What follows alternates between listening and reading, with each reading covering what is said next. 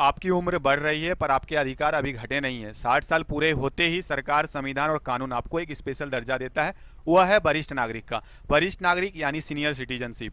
और इसी दर्जे के साथ आपको मिलती है ऐसी कानून सहायता जिनका हकदार हर बुजुर्ग होता है पर पता किसी को नहीं होता। आज की इस वीडियो में हम यही जानने वाले हैं बेसिकली कि कौन कौन से अधिकार हैं जो सीनियर सिटीजनशिप को दिया जाता है। 60 की उम्र होते ही ज़िंदगी बदल जाती है, लेकिन आप जैसा सोच रहे हैं वैसा नहीं है। अभी ये उम्र अब बोझ नहीं रही, अब ये तो ताकत बन गई है आपकी। अगर आपकी उम्र 60 साल के पार है तो आपको अब सरकार घर बैठाकर पेंशन भी देगी, मेडिकल खर्चा भी उठाएगी, और अगर औलाद तंग करे तो उसकी प्रॉपर्टी छीनकर आपको देगी। रेल, बस, अस्पताल, कोर्ट कचहरी, हर जगह आपको वीआईपी समझा जाएगा। और ये सिर्फ कहने की बात नहीं है, ये आपकी कानूनी अधिकार है। लेकिन 90% लोग इन हकों को नहीं जानते हैं और जीवन भर अपना दर्द और तन्हाई में जीते हैं। ठीक है, तो इसमें क्या करना है, इस वीडियो में हम इस वीडियो को आपको पूरा देखना है, क्योंकि आज हम बात करने जा रहे हैं 60 की उम्र के बाद भारत सरकार आपको कौन कौन सी कानून सुविधाएं देती है। जैसे कि बच्चे को अपनी ज़मीन आप कैसे वापस ले सकते हैं, और बुजुर्ग को कहाँ कहाँ वीआईपी दर्जा मिलता है। ये सारी चीज़ें हम डिस्कस करेंगे, आप वीडियो को अंत तक देखना। देखिए, सबसे पहले हम जानते हैं कि वरिष्ठ नागरिक क्या हो, कौन से लोग वरिष्ठ नागरिक होते हैं। ठीक है, और उनके कौन कौन से अधिकार हैं। देखिए, भारत में जो नागरिक हैं, जितने भी भारत के लोग हैं, उनको एक मूलभूत अधिकार मिला हुआ है, यानी कि हर लोगों को फंडामेंटल राइट्स मिले हुए हैं। इस फंडामेंटल राइट्स में लगभग लोगों को 4 प्रकार की आज़ादी मिली हुई है। ठीक है, अधिकार मिले हुए हैं। जीवन और स्वतंत्रता का अधिकार हमें दिया गया आर्टिकल 21 के तहत, और समानता का अधिकार दिया गया आर्टिकल 14 के तहत, और विधि के द्वारा संरक्षण का अधिकार, मतलब कि कानून के समक्ष सभी को समान अधिकार मिलेगा, ये आर्टिकल 20 के तहत ये अधिकार मिला हुआ है। और वृद्ध नागरिक जो हैं, वृद्ध नागरिकों को विशेष सम्मान मिला हुआ है, विशेष सम्मान का अधिकार मिला हुआ है आर्टिकल 41 के तहत ये अधिकार मिले हुए हैं।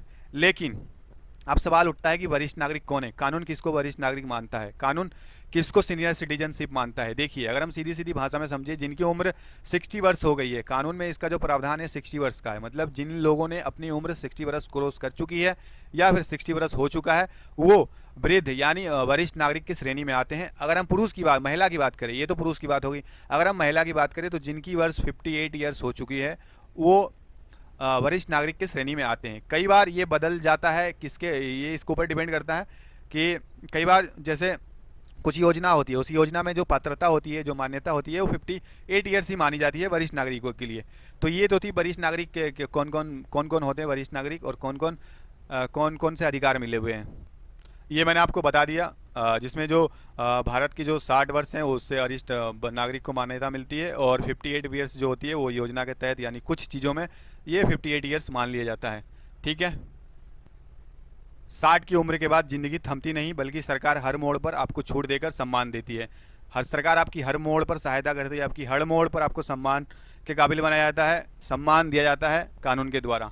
ठीक है, यह छूट सिर्फ यात्रा, बैंक तक सीमित नहीं है। आपको देखोगे टैक्स, स्वास्थ्य, कानून आवेदन, कोर्ट फीस, यहाँ तक कि जेल की सज़ा में भी बुजुर्गों को विशेष राहत दी जाती है।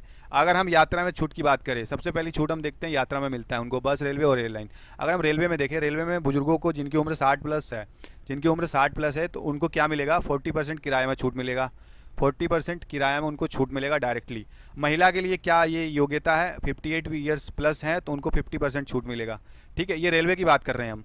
अगर हम बसेस में देखें, जो राज्य परिवहन की बसेस होती है, और एक चीज़, ये जो रेलवे में जो हमें छूट मिलेगा वो कौन कौन सी वर्ग के लिए होगा। बेसिकली जो ये वर्ग है, ये स्लीपर्स और जनरल और एसी, ये तीनों कैटेगरी में आपको मिलेगा।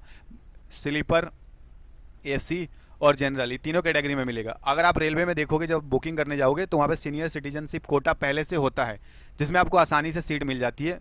ठीक है, दूसरी हम बात करें राज्य परिवहन की जो गाड़ी होती है, राज्य परिवहन की जो बसेस होती हैं, जैसे कि आप देखोगे हरियाणा राज्य परिवहन, उत्तर प्रदेश राज्य परिवहन, हिमाचल प्रदेश और कई राज्यों में चलाए जाते हैं वहाँ की सरकार के द्वारा। तो उसमें क्या होता है, जिनकी उम्र 60 प्लस है उसमें उनको 50 से 100% तक छूट मिलती है। और कुछ जगह महिलाओं को तो मुफ्त में मिलता है, जैसे आप दिल्ली में देखेंगे, दिल्ली में जो महिलाओं का किराया है, जब केजरीवाल की सरकार थी तो वहाँ बिल्कुल मुफ्त थी। तो ये सारी सुविधा मिलती है बसेस में। एयरलाइंस की अगर हम बात करें, एयरलाइंस में क्या छूट मिलता है इनको, एयरलाइंस जैसे कि एयर इंडिया होगी, इंडिगो होगी, स्पाइस जेट होगी, और जितने भी निजी कंपनियां हैं उसमें 60%, मतलब 5 से 50% तक आप देखोगे, यानी 60 प्लस जो व्यक्ति हैं उसमें 5 से लेकर 50% तक आपको छूट मिलती है। डिपेंड करता है कंपनी के ऊपर। ठीक है, और भी कई सारे छूट मिलती है सीनियर सिटीजनशिप को, जैसे कि आयकर छूट में देखें, बैंकिंग छूट में देखें। आयकर छूट की अगर हम बात करें तो इसमें जो वरिष्ठ नागरिक हैं उनको आयकर में विशेष छूट मिलता है। जैसे कि जिनकी उम्र आप देखेंगे, जिनकी उम्र 60 से 69 ईयर्स है, 60 से 69 ईयर्स है, उनको 3 लाख तक कोई टैक्स देना नहीं होता, 3 लाख तक कोई टैक्स देना नहीं होता। और 80 वर्ष, और जिनकी उम्र 80 वर्ष से अधिक है उनको 5 लाख तक कोई टैक्स नहीं देना पड़ता, 5 लाख तक कोई टैक्स नहीं देना पड़ता। ठीक है, बाकी स्लैब पर आप देखेंगे, और भी बाकी स्लैब पर इनको रिबेट छूट मिल जाती है, रिबेट छूट मिल जाती है। लेकिन जो टैक्स आप देखेंगे फ़र्क कितना है। जैसे आम लोगों की अगर हम टैक्स की बात करें, आम लोगों की अगर हम टैक्स की बात करें तो देखेंगे 2.5 लाख, 5 लाख तक आपको टैक्स छूट मिल पाता है, मतलब इससे ज़्यादा आप क्रॉस करेंगे तो आपको छूट मिलेगा। वहीं अगर वरिष्ठ नागरिक की देखेंगे 3 लाख तक, 3 लाख तक।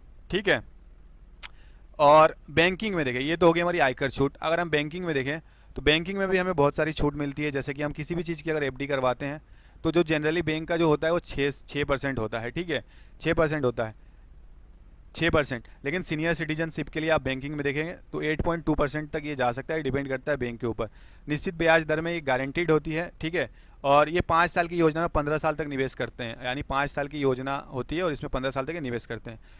पेंशन राशि पर टीडीएस नहीं कटता इनका, जब तक आपकी सालाना इनकम 3 लाख तक नहीं है और पुरुष की जो सालाना इनकम है 5 लाख तक से कम नहीं है तो इनका टीडीएस नहीं कटता।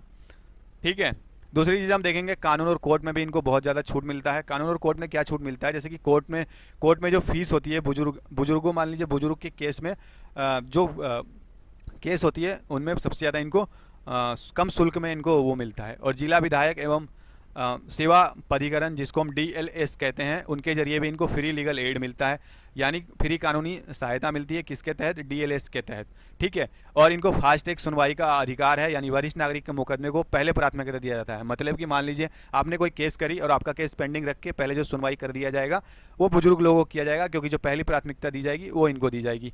कई हाईकोर्ट ने यह भी निर्देश दिया है कि बुजुर्ग के जो मामले हैं वो 3 साल में निपटाया जाए। बेसिकली जो लोगों का केस चलता है वो 10 से 15 साल चलता है, लेकिन हाईकोर्ट ने कई बार इस मामले में निर्देश दिया है, जजमेंट दिया है कि जो बुजुर्ग के जो केसेस हैं उनको 3 साल में, यानी 3 ईयर्स में इसको कंप्लीट किया जाए। 3 ईयर्स में इनका जो जजमेंट है वो मतलब इनको न्याय दिया जाए। ठीक है, और सरकारी आवेदन में भी इनको बहुत सारा छूट मिलता है। जैसे कि सरकारी अस्पताल में बुजुर्गों के लिए अलग से काउंटर और प्राथमिकता बनाई गई होती है।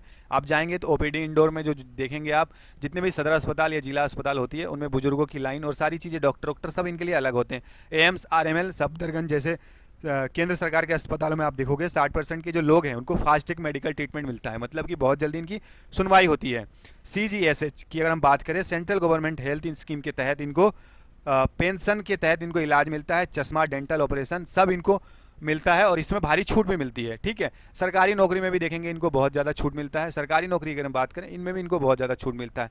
पहली बार किसी मामले या अपराध में अगर ये फंस गए तो कोर्ट अक्सर जमानत दे देता है, ये मानकर कि ये भी बुजुर्ग हो गए बहुत ज़्यादा। कई बार ये भी देखा गया है कि अपराधी होते हुए भी इनको, कई बार ये डिपेंड करता है जो जज साहब हैं, जज के ऊपर डिपेंड करता है कि वो कई बार इनको बरी कर देते हैं। ठीक है, और बाकी मैंने आपको बता दिया। और इनको देखेंगे आप, जेल का मैंने बता दिया। धार्मिक योजनाओं में इनको बहुत सारा छूट मिलता है। धार्मिक योजनाओं में क्या छूट मिलता है इनको? धार्मिक योजना में आप देखेंगे तो इनको बेसिकली जो छूट मिलता है, कई राज्यों में देखेंगे आप वरिष्ठ तीर्थ योजना यानी सीनियर सिटीजनशिप पिलग्रिम स्कीम चलती है। जैसे कि दिल्ली सरकार अभी हाल ही में चला रही है मुख्यमंत्री तीर्थ यात्रा योजना। इसमें बुजुर्गों को पूरी तरह फ्री कराती है, ट्रेन, होटल, खाना सब इनको फ्री मिलता है। ट्रेन, होटल, खाना इसमें सब फ्री दिया जाता है और ये कई राज्यों के द्वारा चलाई जा सकती है। और अगर आप देखेंगे IRCTC द्वारा बुजुर्गों के लिए स्पेशल ट्रू पैकेज भी लॉन्च किया गया है, जिसमें रामेश्वरम, हरिद्वार, उज्जैन आदि यात्राएं शामिल होती है। ठीक है, तो इनको धार्मिक में भी बहुत ज़्यादा छूट मिलता है। ठीक है, और समाज में भी इनको बहुत ज़्यादा मान्यता मिलती है। कई राज्यों में वरिष्ठ नागरिक को राज्य स्तर पर पुरस्कार भी दिए जाते हैं और पंचायत और मोहल्लों में बुजुर्गों को विशेष समिति भी बनाई जाती है। सरकार फॉर्मों में अलग अलग काम, जैसे ईवा सीनियर सिटीजन, जिसे उन्हें प्राथमिकता मिलती है। ठीक है, तो ये इनको जो बेसिकली छूट मिलती थी उसकी बात थी। और अब हम देखेंगे कि इनके लिए जो कानून है वो क्या क्या कर रही है। ठीक है, कानून में इनको क्या क्या प्रावधान मिला हुआ है, कानून इनका कैसे मदद करती है। ठीक है, ये सारी चीज़ें हम देखने वाले हैं।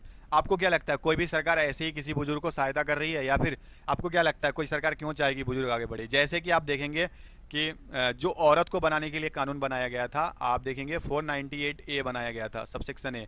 ये बेसिकली हिंदू संशोधन एक्ट में जो मानसिक उत्पीड़ना है इससे रिलेटेड बनाई गई। तो सेम चीज़ इसमें भी ये बोला गया है कि जो बुजुर्ग हैं उनके लिए भी कानून बनाया जाएगा। तो इसी प्रकार से संविधान की धारा 41 में आप देखेंगे तो ये साफ लिखा गया है कि जो सीनियर सिटीजनशिप है उनके लिए राज्य, यानी जो वृद्ध, रोगी और अशक्त नागरिक को सहायता देने के लिए उपयुक्त नीति बनाएगा। मतलब राज्य बाध्य है सीनियर सिटीजनशिप को ये सारी सुविधा देने के लिए। ये इनको संविधान में अधिकार मिला गया है। संविधान ने जिसने भी बनाया सारी चीज़ों को ध्यान में रखते हुए बनाया गया है, ठीक है। तो सरकार कहीं ना कहीं बाध्य है इन सब चीज़ों को देने के लिए। और इसमें जो सबसे बड़ा कानून इसमें जो बना है, आप देखेंगे सबसे बड़ा जो कानून इसमें बना है, सबसे ताकतवर कानून अगर माना जाता है बुजुर्गों के लिए, तो वो कानून है मेंटेनेंस एंड वेलफेयर। क्या है? Maintenance and welfare present and senior citizenship act 2007। इसको 2007 में पारित किया गया था, कानून बनाया गया था 2007 में, ठीक है। इसमें अगर आप देखेंगे इसमें क्या क्या बात बोली गई थी, जैसे कि इसमें ये बोला गया था कि मान लीजिए संतान, बेटी, दामाद, बहू अगर माता पिता की देखभाल नहीं करते हैं तो उनके खिलाफ एसडीएम कोर्ट में मामला चलाया जाएगा। मान लीजिए आपके पिता ने आपको प्रॉपर्टी में हिस्सा दे दिया, प्रॉपर्टी में आपका हिस्सा है। मान लीजिए ये बुजुर्ग व्यक्ति है, इनके पास 4 एकड़ ज़मीन है, 4 एकड़ ज़मीन है या फिर 40 लाख की संपत्ति है।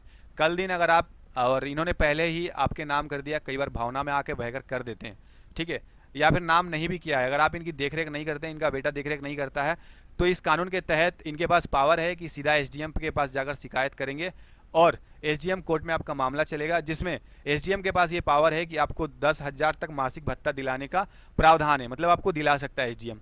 बुजुर्ग चाहे तो अपनी प्रॉपर्टी वापस भी ले सकता है, इसमें ये भी प्रावधान है। ये देखिए भारत सरकार का ये सीनियर सिटीजनशिप एक्ट का ओरिजिनल जो फोटो है, यानी ओरिजिनल जो कॉपी है, डॉक्यूमेंट्स है, वो यही है, ठीक है। तो इसमें यही बताया गया है कि मान लीजिए अगर कोई बुजुर्ग दे भी देता है तो इनके पास ये पावर है, और एसडीएम के साथ मिलकर ये शिकायत करेंगे तो एसडीएम के पास ये पावर है कि आपकी जो भी संपत्ति है, जो भी दिया गया है, वो वापस ले सकते हैं, अगर आप इनकी दवाई, बीरो या किसी भी प्रकार की आप अगर मदद नहीं करते हैं तो, ठीक है। तीसरी चीज़ इसमें भारतीय दंड संहिता, यानी जो बीएनएस था, पहले हमारा इंडियन पेनल कोड था 1867 वाला, 1867 वाला जो आईपीएस था वो बदल चुका है, बीएनएस 2023 में इसको बनाया गया। इसके तहत बुजुर्गों के खिलाफ हिंसा, मारपीट, संपत्ति पर कब्जा, गाली गलौज या उपेक्षा इसमें साफ तौर पर अपराध माना गया है। जैसे कि आप देखेंगे एक धारा है, धारा 85, किसी भी बुजुर्ग को मानसिक या शारीरिक कष्ट देना। धारा 85 के तहत किसी भी बुजुर्ग को शारीरिक या मानसिक दंड देना अपराध है। सेम आप देखेंगे धारा 110, ये भी बीएनएस की धारा 110, इसमें बोलता है बुजुर्गों को धोखा देना या उनसे ठगी करने पर आपको 7 साल तक की जेल हो सकती है, ठीक है। तो ये सबसे बड़ा कानून था बुजुर्गों का, जिसमें इनको संरक्षण मिला हुआ है और एसडीएम के पास ये पावर दी गई है कि वो इनकी मदद करे, उनकी सुनवाई करें। अब बात करते हैं कोर्ट ने क्या आदेश दिया है सभी राज्यों को। कोर्ट ने साफ आदेश दिया है कि मान लीजिए अगर कोई बुजुर्ग है और अपनी संतान के द्वारा अपेक्षित होता है, मतलब उसके संतान उसको त्याग देते हैं या फिर छोड़ देते हैं, या फिर मान लीजिए उनका संतान है ही नहीं, तो राज्य सरकार की जिम्मेदारी बनती है कि उसको तुरंत सहायता उपलब्ध करवाया जाए। सुप्रीम कोर्ट ने साफ सभी को निर्देश दिया है, सभी राज्यों को, कि अगर मान लीजिए कोई बुजुर्ग के संतान है, उनको अपेक्षित किया जाता है, तो राज्य सरकार की जिम्मेदारी बनती है कि उनको तुरंत सहायता उपलब्ध कराया जाए, ठीक है। जिसमें क्या क्या सहायता हो सकती है? पहली, मुफ्त कानून सहायता, यानी लीगल एड।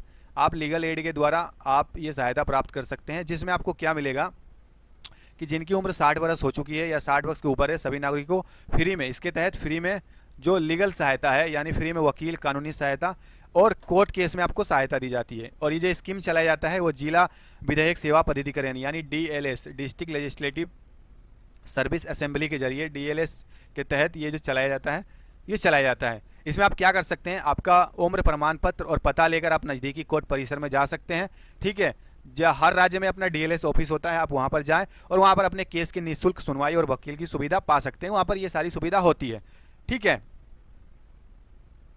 बात करते हैं वरिष्ठ नागरिकों के लिए सरकारी सुरक्षा। और देखिए सरकारी सुरक्षा की बात करें तो हर राज्य में आप देखेंगे कि क्या हुआ है, हर जिले में, हर डिस्ट्रिक्ट में आप देखेंगे, हर डिस्ट्रिक्ट में सीनियर सिटीजन सेल बना हुआ है। अब हर राज्य में एक सीनियर सिटीजन सेल बना हुआ है, ठीक है। और इसमें क्या होता है कि जो बुजुर्ग अकेले रह रहे हैं उनको पुलिस रजिस्ट्री में नाम दर्ज करवाना होता है, मतलब पुलिस रजिस्टर में नाम दर्ज करवाना होता है। पुलिस इसमें नियमित जांच और सहायता आपको करती है, मतलब नियमित तौर पे ये जांच करती है कि आप ठीक तो हैं, कोई समस्या तो नहीं है, ठीक है। इसके लिए सरकार ने एक राष्ट्रीय हेल्पलाइन नंबर भी जारी किया है, 14567 पर आप कॉल कर ये कर सकते हैं। दूसरी चीज़ इसमें क्या होता है कि जो संपत्ति विवाद होती है इसमें आपको तुरंत सहायता मिलता है। एसडीएम के पास पावर है कि वो 30 दिन के अंदर आपका फैसला सुनाए, 30 दिन के अंदर आपको सॉल्यूशन मिले। बुजुर्ग को ज़बरदस्ती घर से बाहर नहीं किया जा सकता और उन्हें उन्हें वापस संपत्ति दिलाता है। ये कानून भी कहता है कि मान लीजिए बुजुर्ग को ज़बरदस्ती आप किसी बुजुर्ग को यानी अपने माता पिता को आप ज़बरदस्ती घर से नहीं निकाल सकते, ठीक है। तो ये प्रावधान दिया गया है इस कानून के तहत।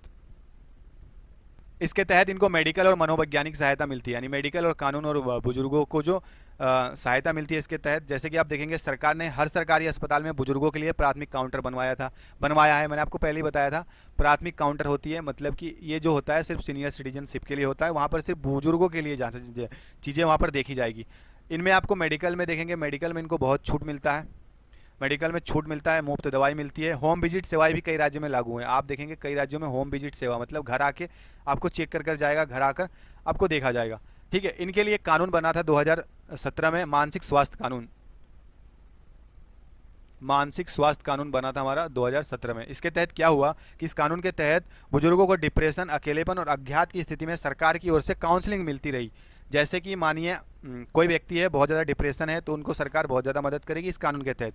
अगर परिवार में किसी भी प्रकार की मानसिक उत्पीड़न की जाती है तो मानसिक हिंसा का केस बनता है और उसके ऊपर कार्रवाई होगी, और जो भी बीएनएस के सेक्शन के तहत जो भी प्रोविज़न है उनके ऊपर उनको सजा दिया जाएगा, ठीक है। दूसरी चीज़ इनको मिलती है, जैसे टेक्नोलॉजी वगैरह में भी इनको बहुत ज़्यादा सहायता मिलती है। आप देखेंगे कई बार जो टेक्नोलॉजी वगैरह होती है, जैसे कि आप देखेंगे कई बार आप उमंग 1 वगैरह देखेंगे, जैसे इनको टेक्नोलॉजी में बहुत सहायता मिलती है। डिजिटल इंडिया के तहत इनको जो है उमंग 1 हो गए, डिजी लॉकर हो गए, आरोग्य सेतु, इनको मतलब इस्तेमाल करने की ट्रेनिंग दी जाती है। इनको बताया जाता है कि आप कैसे इस्तेमाल करेंगे। और वरिष्ठ नागरिकों की पेंशन, मेडिकल रिकॉर्ड और अन्य सेवाएं इस मोबाइल ऐप से जोड़ दी जाती है ताकि कोई फ्रॉड ना हो और वो आत्मनिर्भर भी बन सके। ये सरकार इंश्योर करती है हमेशा और इनको ट्रेनिंग दी जाती है, ठीक है। आप देखेंगे कि वरिष्ठ नागरिकों के लिए केंद्र सरकार की कितनी नीतियां हैं। सबसे बड़ा जो नीतियां है एनपीओपी है, मतलब कि national policy on order performance persons, जिसको राष्ट्रीय वृद्ध नीति भी हम कहते हैं कई बार, ठीक है। इसमें क्या होता है कि सरकार जो है यानी केंद्र सरकार है इसको 10 साल में अपडेट करती है, हर 10 वर्ष में इसको अपडेट करती है, जिसके तहत बुजुर्गों को क्या मिलता है। पहली बात तो सामाजिक सुरक्षा दिया जाता है, इस कानून के तहत सामाजिक सुरक्षा मिलती है। दूसरी चीज़ उनको आर्थिक सुरक्षा मिलती है, मतलब उनको आर्थिक सुरक्षा देने का प्रावधान है इसमें। तीसरी चीज़ कानूनी अधिकार है, इनको किसी भी तरह की कानूनी सहायता ले सकते हैं। चौथी जो चीज़ इनको मिलता है इस कानून के तहत, इस कानून के तहत इनको जो मिलता है, आप देखेंगे कई राज्यों में वृद्धाश्रम जैसी सुविधा है, डे केयर सेंटर है, मोबाइल मेडिकल यूनिट है, ये सारी सुविधा दी जाती है। ये जो सुविधा दी जाती है एनपीओपी के तहत दी जाती है, एनपीओपी के तहत दी जाती है, ठीक है। इसको हम राष्ट्रीय वृद्ध नीति भी बोलते हैं, राष्ट्रीय वृद्ध नीति भी बोलते हैं, national policy on order performance इसका नाम है, ठीक है। और एक चीज़, वरिष्ठ नागरिकों के लिए बजट का भी प्रावधान है। केंद्र सरकार और राज्य सरकार हर साल बजट में वृद्ध नागरिकों के लिए विशेष फंड घोषित करती है। 2025 में बजट में आप देखेंगे तो 200 करोड़ से अधिक सिर्फ बुजुर्गों की सुरक्षा और देखभाल के लिए लाया गया था। कितने लाया गया था मैं आपको बता दूं, 2000 करोड़। सोचो ये कितना बड़ा अमाउंट है बुजुर्गों के लिए, तो बुजुर्गों को कितनी ज़्यादा प्राथमिकता दिया जाता है आप देख सकते हैं। और ये जो बजट है ये सेंट्रल लेवल पर और स्टेट लेवल पर, मतलब राज्य सरकार और केंद्र सरकार दोनों ये निर्धारित करेगी, ठीक है। तो ये सारी जो सुविधा मिली, और इसमें हमने क्या देखा कि कितने ज़्यादा जो है कितना जो चीज़ें हैं उन बुजुर्गों को मिलती है। लेकिन इसी के अभाव में वो जो चीज़ें हैं, वो जो लोग हैं, मतलब वो जो लोग हैं वो कानून की जानकारी नहीं रखने की वजह से उनका शोषण हो जाता है। कई बार सरकार बहुत सारी स्कीम लाती है लेकिन स्कीम जो है इन लोगों के पास नहीं पहुंचता है। इसका 2 रीज़न हो सकता है, एक तो ये अवेयर नहीं होते, दूसरी चीज़ कि करप्शन बहुत ज़्यादा है। सरकार कभी भी करप्शन नहीं करती। सरकार जो भी स्कीम बनाती है उसमें कहीं ना कहीं जो करप्शन होती है वो निचले स्तर के लोग होते हैं, जो निचले स्तर के लोग होते हैं वो इनके ऊपर करप्शन, मतलब वो करप्शन करते हैं, ठीक है। सरकार हमेशा चाहती है कि स्कीम बनाए, स्कीम का जो फ़ायदा हो सभी लोगों को पहुंचे, ठीक है। लेकिन करप्शन के कारण और इनको जानकारी ना होने के कारण ये हमेशा वंचित रह जाते हैं अपने अधिकार से। सरकार का धन आपका धन है, आपके दिए हुए टैक्स से ही ये सारी चीज़ें हो पाती है, ठीक है। सरकार टैक्स लेती है ताकि आपको ये सुविधा मिले, और संविधान का आर्टिकल 41 ये आपको अधिकार देता है, ठीक है।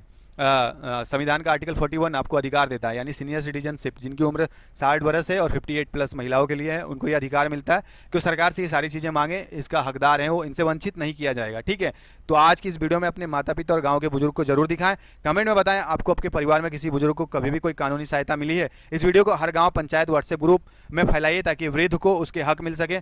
ठीक है, और आपको इससे जुड़ी कोई भी अगर डाउट है, किसी भी प्रकार की कानून सहायता चाहिए, किसी भी प्रकार का आपका डाउट है, सवाल है, डायरेक्टली आप कमेंट में पिन कर सकते हैं, मैं आपको वहाँ पर आंसर दे दूंगा। मेरा नाम है नीरज, मैं लीगल एडवाइज़र हूँ। अभी इस वक्त मैं दिल्ली साकेत हाईकोर्ट में प्रैक्टिस करता हूँ। ठीक है, जिस वजह से मैं आपको ये सारी जानकारी दे पाता हूँ, और मेरे पास बहुत सारे ऐसे केस डेली रजिस्टर्ड होते हैं जिसमें ये सारी चीज़ें देखने को मिलती है, जिसमें बुजुर्ग जो हैं उनको पिता घर से निकाल दिया गया। रीज़न क्या है? किसी की संपत्ति की वजह से उनका देख रेख नहीं किया तो उनको निकाल दिया गया। ठीक है, तो मिलते हैं दोस्तों किसी नेक्स्ट वीडियो में, तब तक देखते रहिए नीरज स्टडी का IQ और जानिए कानून की सच्चाई को। ठीक है।